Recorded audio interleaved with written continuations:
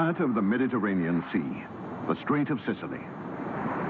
Here, fishermen hunt the prince of these waters, the swordfish, a noble species, living symbol of the Mediterranean in all its vitality, but also a species in danger of extinction. It is not so much traditional fishing methods, unchanged for 3,000 years, that are responsible. That technique is like a fair challenge. One man sights the prey, another tries to harpoon it. If a boat is lucky, it can catch one, sometimes two swordfish every 3 or 4 days, but only in the permitted season.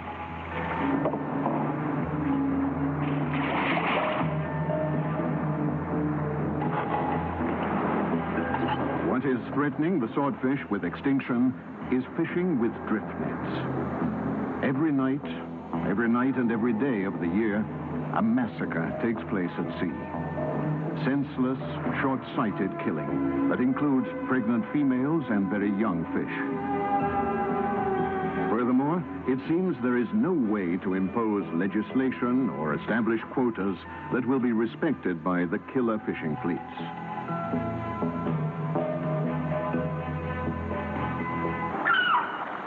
Luckily, the problem is attracting more and more attention. And at last, attempts are being made to try and stop the massacres. Growing numbers of people are becoming involved in campaigns to protect and repopulate the waters of this sea. This is the final phase of an operation that culminated in saving the lives of 2 marine turtles. They had been caught in a drift net and condemned to death.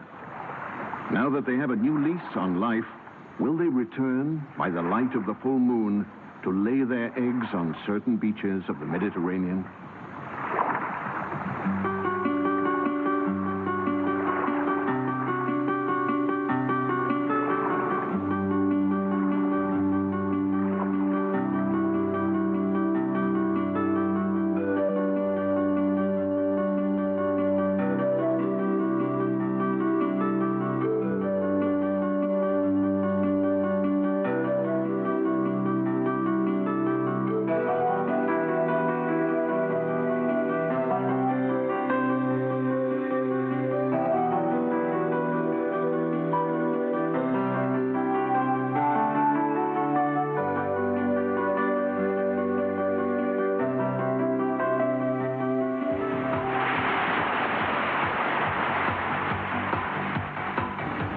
Vacation time brings chaos to Italy's shores.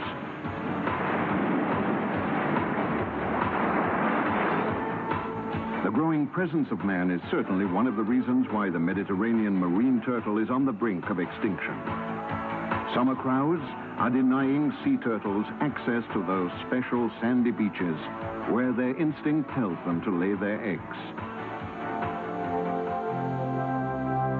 There used to be one of these sacred places on an island located at the very heart of the Mediterranean, Lampedusa. On the south coast of the island, the beach behind that line of rocks is where female turtles always used to lay their fertilized eggs after the mating season. Always, that is, until repeated invasions by summer tourists deterred them from seeking out these warm coastal waters, and so stopped their annual pilgrimage to the beach.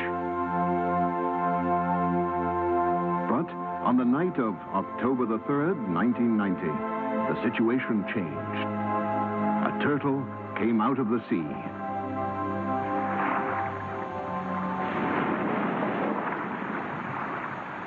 The beach on Lampedusa was deserted.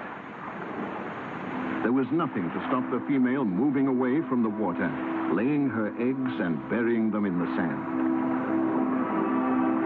After so many years, what had happened to make this possible? The answer lies with a group of young volunteers who guarded the beach throughout the summer, keeping tourists and sea traffic away, and so preserved the bay's seclusion. When the eggs hatched, a new generation of caretta turtles, 68 in all, came into the world and quickly made for the sea. This is a milestone event for the ravaged waters of the Mediterranean. The sea can still be saved if plundering by industrial fishing and poisoning by pollution are curbed in favor of restoring and preserving the environmental balance.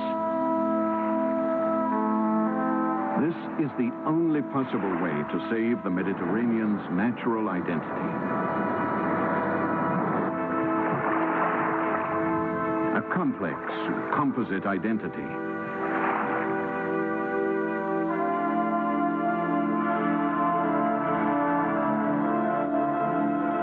A magnificent ensemble of shores, bays, large and small islands.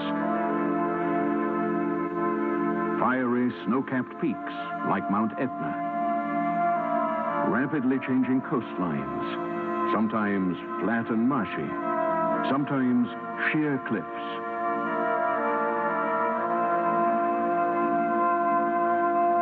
Between the shores of Africa and the European coastline lie 2.5 million square kilometers of water, stretching 4,000 kilometers from Gibraltar in the west to the Dardanelles in the east.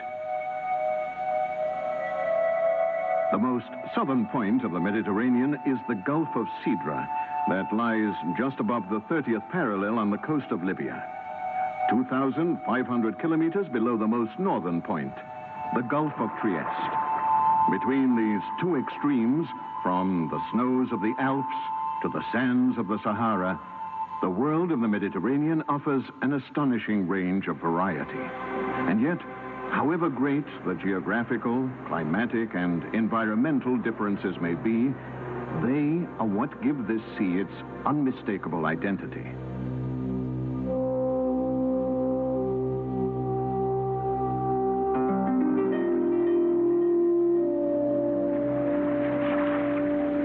Fertile or arid, the Mediterranean shores vary widely, but the overall effect remains the same.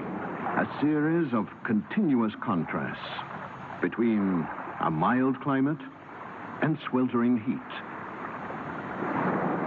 Between crystal clear waters lapping at rocky shores and the muddy shallows of coastal marshlands.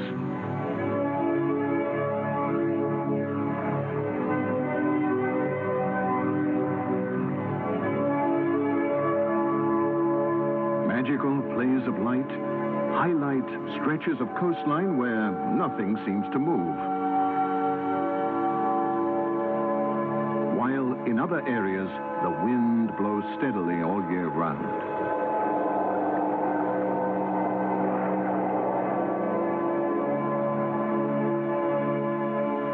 The tides are never particularly high, but in certain zones the coastal environment is completely transformed every few hours, in contrast with other zones where the cliffs have never changed.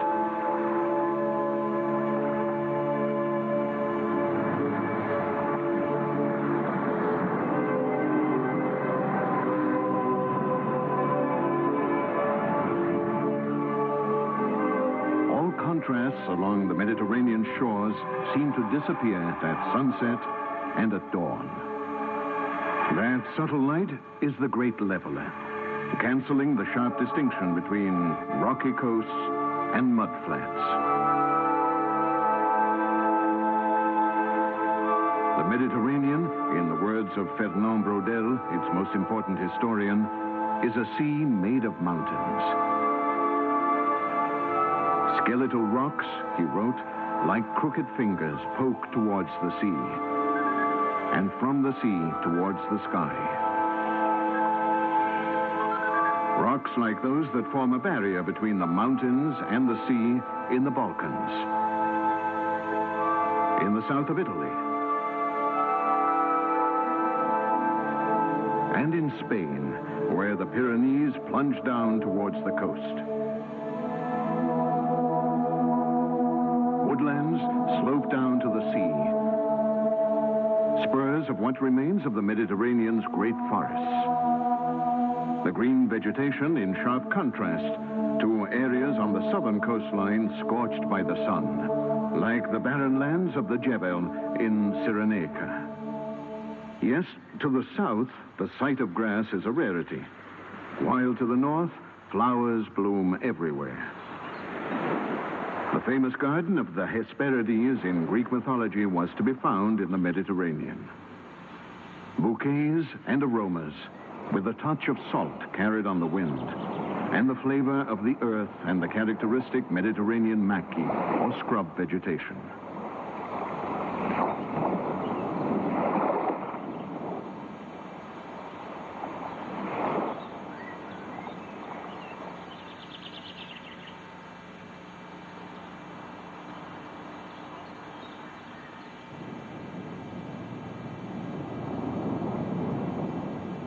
In the course of time, the maqui has been enriched with plants imported from all over the world.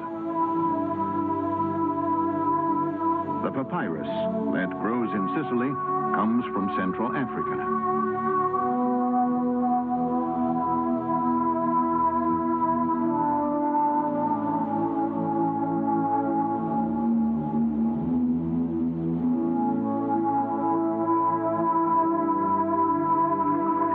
The agave and other cacti found throughout the region come from South America, as does the bougainvillea. All examples of a migration of flora covering plants of all kinds that have blended into existing flora to create the Mediterranean garden.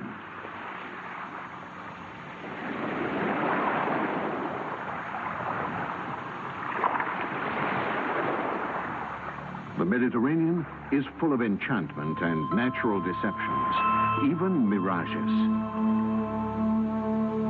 Looking at a palm grove growing at the mouth of a wed, suddenly it seems to be reflected in the water.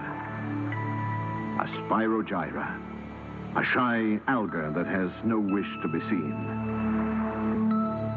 Salina, in the Aeolian Isles, is a volcanic island. Its two volcanoes are extinct. Such craters, long since dead, are well known for their harsh, barren terrain. But on Salina, we find another deception. On the island's peaks, always shrouded in cloud, the extinct crater hides an extensive tropical forest. The once infertile terrain now bursts with vegetation.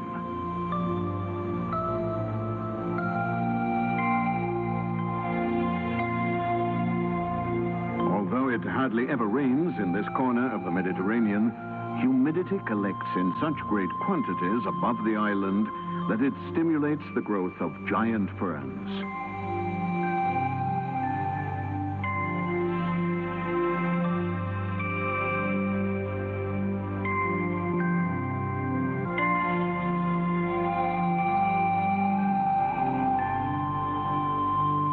A magic forest. Like the thick forests of gorgonians that carpet the seabed in the deep water around islands where the sea is still clean. Like the Cyclades Islands to the east, the centrally located Aegean Islands, and the Kerkennah Islands to the south.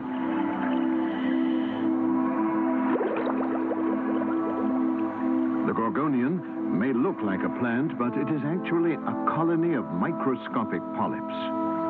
It is a flexible coral that is precious enough to demand protection. And in fact, the problem is being handled by teams of specialists from the Mediterranean's leading hydrobiological institutes.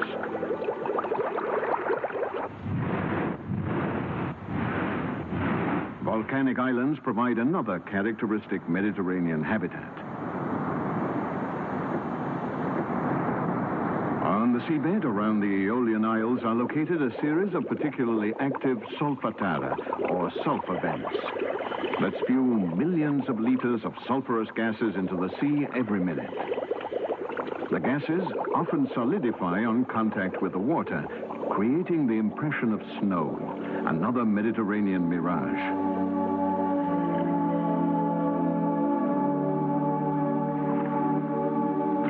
Vents, the sea comes into direct contact with the Earth's fiery bowels.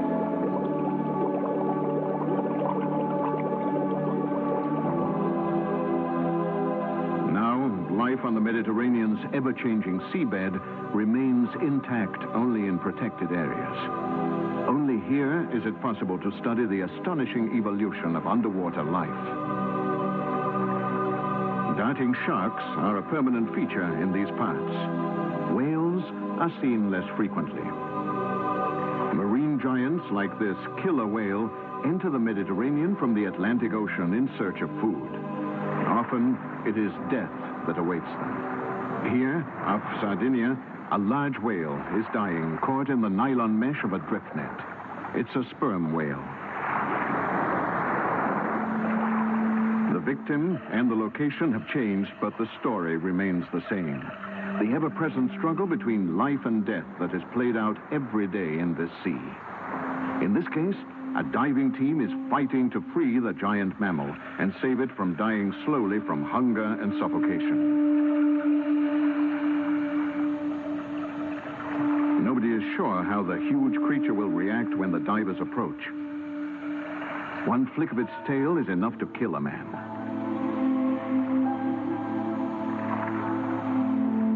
Luckily, the whale seems to understand that the small being that has appeared at its side is trying to help. Perhaps it even tries to cooperate in the difficult rescue operation with weak tail movements that momentarily release the tension of the mesh.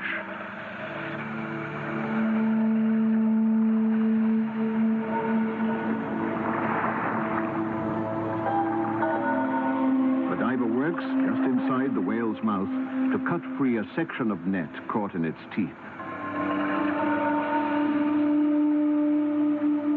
The second diver is a whale expert. He checks the condition of wounds on the whale's back where a harpoon and line is embedded. Evidence of an unsuccessful whale hunting expedition. When and where, nobody knows.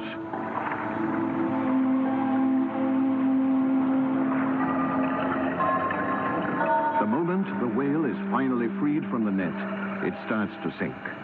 Have all efforts to save its life been in vain?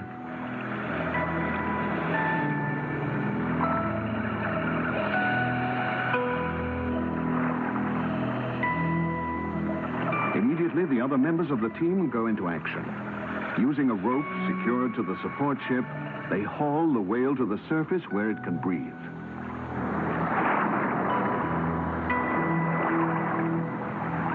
Throughout the operation, the whale doctor is at the animal's side, trying to encourage it. The patient responds. It starts to move and to breathe. Out of danger, the giant marine nomad sets out to roam the seas again. Despite the difficulties, if the commitment is there, it is possible to save all the sea's creatures, big and small, and the sea itself.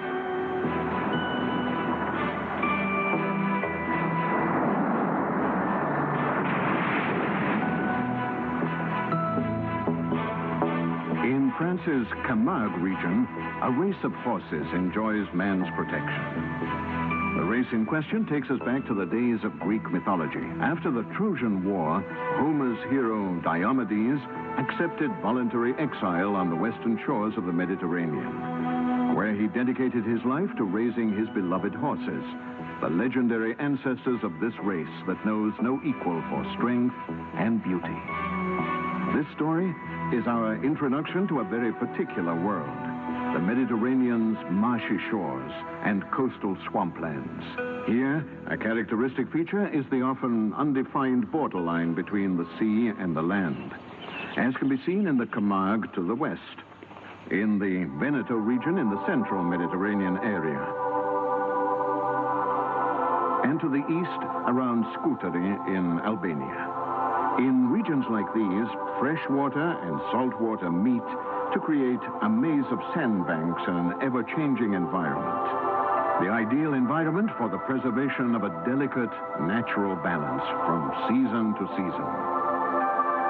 As the year unfolds, several fertile areas on the Mediterranean coastline undergo extreme changes as the climate turns from temperate to torrid, and vice versa, from hot to often icy cold.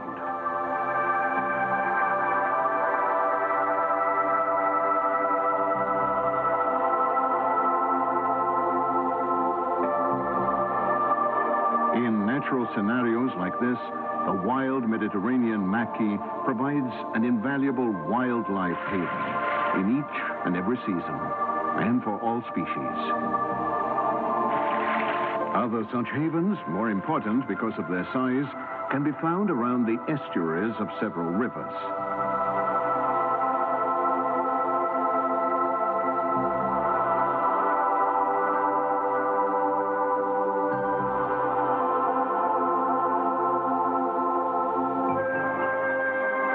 There are wildlife conservation areas on the banks of the Ebro River, the River Rhone, and the Neretva, and at the mouths of other lesser rivers.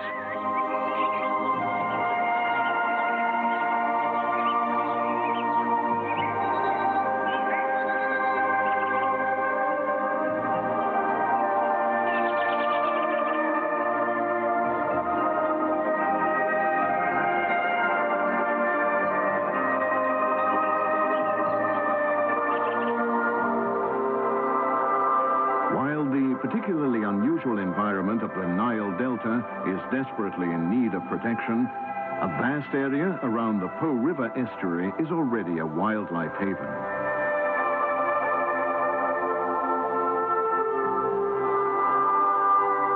This is the river's so-called greater mouth that forms the rich breeding grounds for fish known as valleys that, since protection began, have become one of the Mediterranean's most important coastal parks.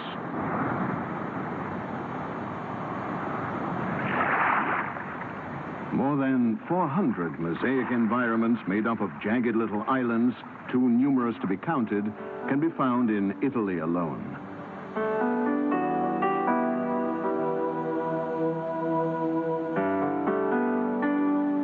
This is the island of Giannutri in the upper Tyrrhenian Sea.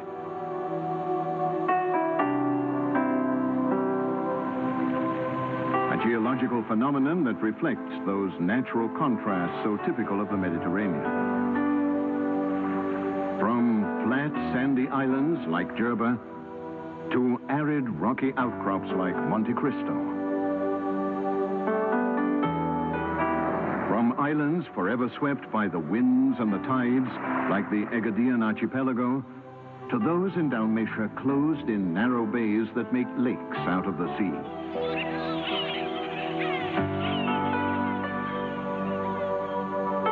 In the same area between Sardinia and Corsica lies one of the Mediterranean's most dazzlingly beautiful rings of granite islands, the Maddalena archipelago.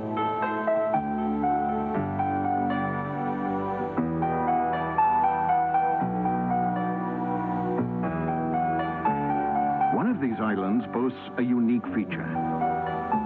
Its beach is pink.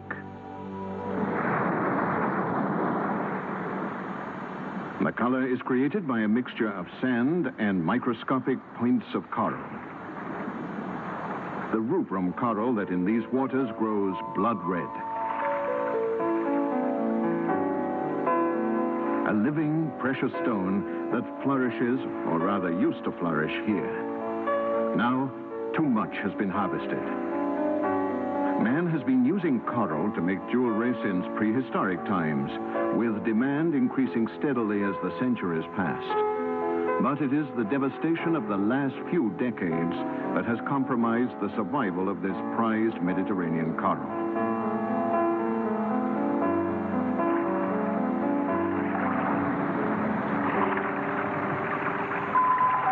This seemingly unreal environment is created by erosion.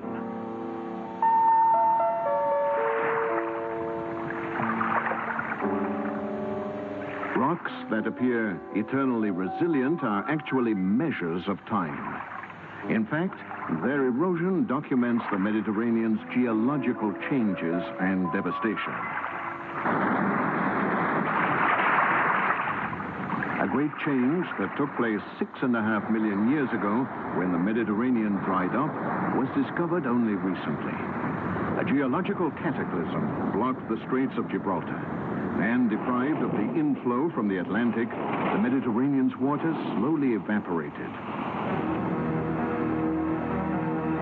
to reveal a massive trench almost 3,000 kilometers long and 1,600 meters deep.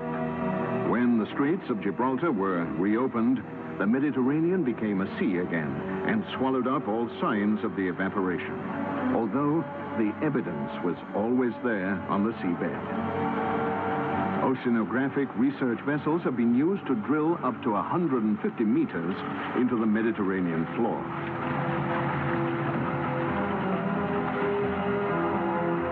This led to the discovery of a layer of salt crystals over 1,000 meters thick, deposited at the time of the Great Evaporation.